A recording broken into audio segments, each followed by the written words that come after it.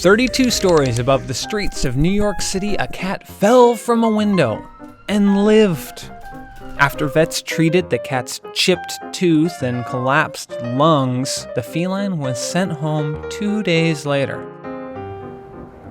Cats fall a lot, and they've gotten really good at it.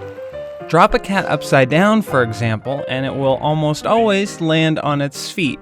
That's because cats are extremely flexible. They can twist their bodies mid-air as they fall.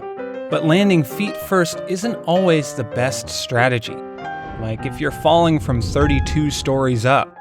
To figure out how cats manage that perfect landing every time, a series of studies looked at over 100 cats' falls from 2 to 32 stories up. Comes as no surprise that cats who fell from the second floor had fewer injuries than cats who fell from the 6th floor. But here is the fascinating part. Above the 7th story, the extent of the injuries largely stayed the same, no matter how high the cats fell. So how is that possible? Well, it all comes down to acrobatics, or lack thereof. Cats that fell from 2 to 7 stories up mostly landed feet first. Above that, however, cats used a different technique. Instead of positioning their legs straight down as they fell, they splayed out like a parachuter and landed belly first instead. But this method isn't 100% foolproof. Chest trauma, like a collapsed lung or broken rib, is more common with this landing method. But the risk of breaking a leg is much less. So, how do cats somehow subconsciously know how to land?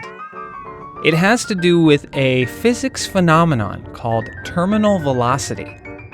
At first, the cat plummets faster and faster under gravity until she's fallen the equivalent of 5 stories. At that point, she hits constant terminal velocity at 100 kilometers per hour.